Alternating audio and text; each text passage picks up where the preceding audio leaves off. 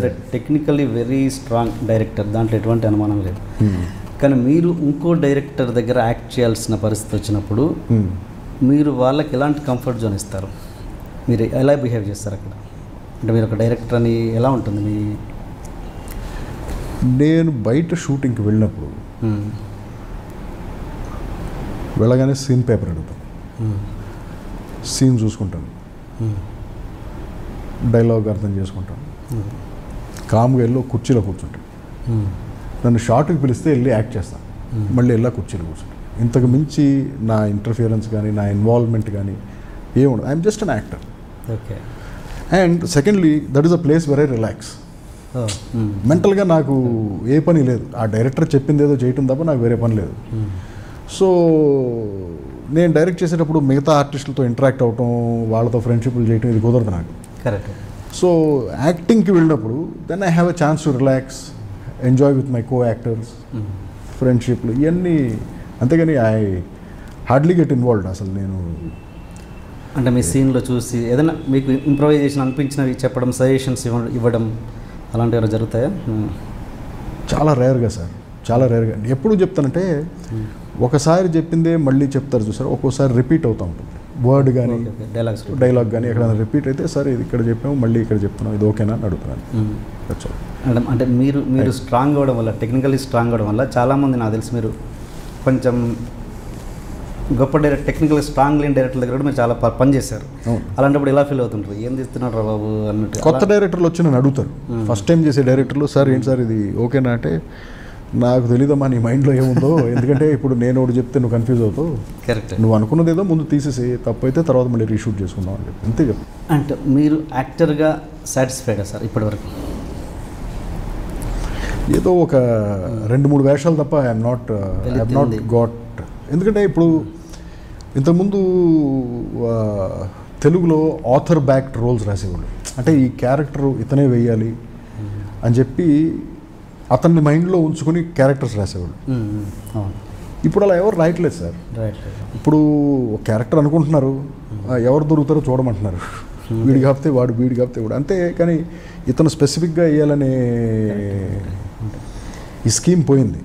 So ఎప్పుడైతే అది పోయిందో మంచి వేషాలు రావట్లేదు. అది మీరు ఇప్పటివరకు చేసిన దాంట్లో యాక్టింగ్లో బెస్ట్ అనిపించింది ఏంటి మీకు ఇప్పటివరకు? నేను చాలా critical sir. I think I'm very poor actor. ఎందుకంటే నన్ను ఎక్కువ క్యారెక్టర్స్ నన్ను నేను డైరెక్ట్ చేసుకున్నాను, మంచి వేషాలు అనుకునేవి. So I'm very judgemental about that.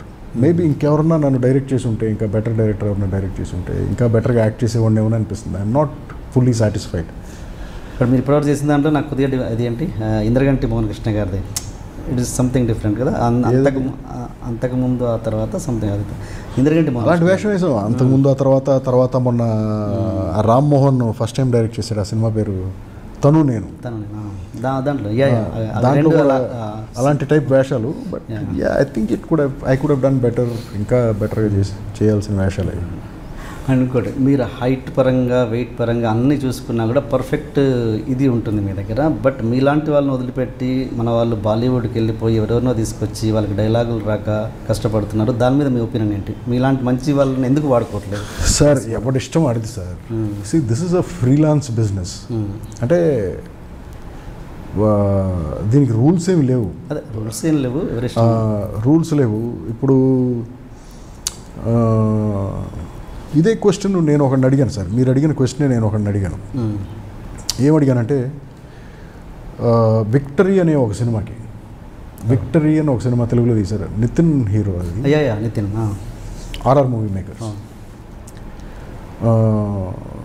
నేను ఎక్కడో రామానాయుడు స్టూడియో 18లో ఉంటే ఆయన ఎవరో సురేష్ రెడ్డి అని ఒక ఆయన వచ్చి సార్ ఇప్పుడు వేషానికి డేట్లు కావాలి సార్.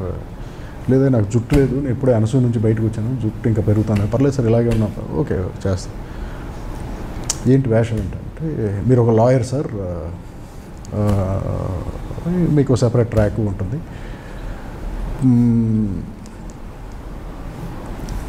ఒక 10 days కావాలండి అన్నాడు. ఓకే చేద్దాం సార్, రెమ్యూనరేషన్ ఏంటి సార్ అంటే, సార్ ఇది కొంచెం అన్నాడు. సరే ఓకే అలాగే కన్సిడర్ చేద్దామా వాట్ ఎవర్ ఇస్ రెమ్యూనరేషన్. నాకు ఫస్ట్ ఈ సినిమాలో నా కో ఆర్టిస్టులు ఎవరో చెప్పండి. అశుతోష్ రాణా అని ఒక క్యారెక్టర్ ఉన్నాడు, హిందీ అతను. ఓకే, ఆయనకి ఎంత ఇస్తున్నారు రెమ్యూనరేషన్? ఆయన ఎన్రోల్ చేస్తాడు, ఎంత ఇస్తున్నారు రెమ్యూనరేషన్? ఇది ఈ రేషియోలో ఇస్తున్నాం సార్, ఎంత ఇస్తున్నాం సార్. టోటల్గా ఆయనకి ఇచ్చే దాని మీద ₹1,00,000 నాకు ఎక్కువ ఉండాలి. ఇప్పుడు ఆయన మెయిన్ విలను, మీరు క్యారెక్టర్ ఆర్టిస్టు, మరి ఎందుకు సార్ అన్నది ఫస్ట్ అండ్ ఫార్మోస్ట్ నాకు తెలుగు వచ్చు, అశుతోష్ రాణాకి తెలుగు రాదు. 2, నా భుజాల దగ్గరికి వస్తాడు అతను, నా అంత హైట్ లేడు. 3, నా ఇంట్లో నేను ఉంటాను, బిజినెస్ క్లాస్లో ఢిల్లీ నుంచో బాంబే నుంచో నేను రాను ఇక్కడికి, నా మేకప్ మ్యాన్ రారు. నాకు అసలు మేకప్ మ్యాన్ లేడు, నాకు అసిస్టెంట్ లేడు, నా కారు నేను వేసుకొస్తాను, నాకు డ్రైవర్ భత్తా ఇవ్వక్కర్లేదు మీరు.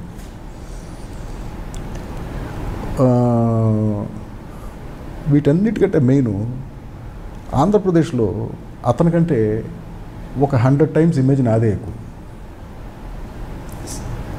మరి నాకంటే అతనికి ఎక్కువ డబ్బులు ఎందుకు ఇస్తున్నారని అడిగాను. See I didn't understand that. అంతే కదా.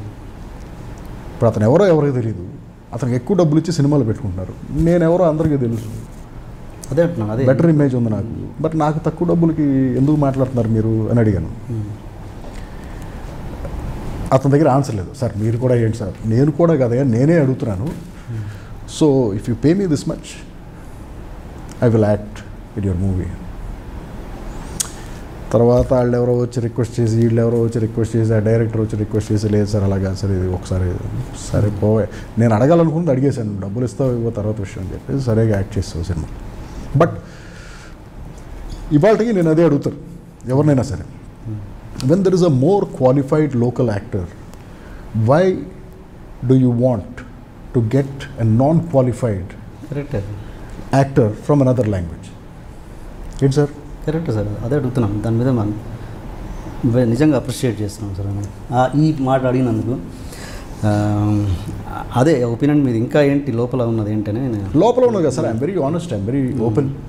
ఇప్పుడు ఫర్ ఎగ్జాంపుల్ జగపతి బాబు గారు ఉన్నాడు, లెజెండ్ సినిమాలో ఆయన టెరిఫిక్ పర్ఫార్మెన్స్ చేశాడు. ఏది విలన్గా, ఏంటి తెలుగోడు ఇమేజ్ ఆంధ్రప్రదేశ్లో జగపతి బాబు అంటే తెలియనాడు ఎవరు లేడు. మరి అయినా సరే జగపతి బాబుని కాదనుకుని చెప్పి బయట నుంచి తీసుకొచ్చి విలన్స్ని మలయాళం నుంచి తమిళ నుంచి తీసుకొచ్చి పెడుతున్నారు కదా, ఎందుకు? అదే అన్న, జగపతి బాబు గారు ఇన్కాంపిటెంట్ కాదు కదా, మంచి ఆర్టిస్ట్ అయినా, వెరీ గుడ్ యాక్టర్. సో అలా there are some inequalities and disparities in the Telugu film industry, but this cannot be corrected by anyone. ఎందుకంటే ఎవరి టేస్ట్ వాళ్ళది, ఎవరి ఒపీనియన్ వాళ్ళది. It could be the director, it could be the producer. But common సెన్స్తో ఆలోచిస్తే yes మనం చేసేది తప్పే, బట్ తెలిసి కూడా మనం తప్పు చేస్తున్నాం అంటే వి డిజర్వ్ ఇట్, అంతే కదా. సో మీరు ఎప్పుడన్నా మీ తోటి ప్రొడ్యూసర్స్ తోటి ఎవరైనా పెద్ద ప్రొడ్యూసర్తో డిస్కస్ చేస్తుంటారు ఈ మ్యాటర్ ఇలాంటివి? ఏంది నన్ను ఎవరైనా అడిగితే, నా ఒపీనియన్ అడిగితే చెప్తాను.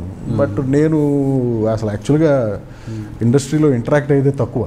I'm an introvert, I don't public ప్లేసులకి ఎక్కువ వెళ్ళను, I don't go to functions.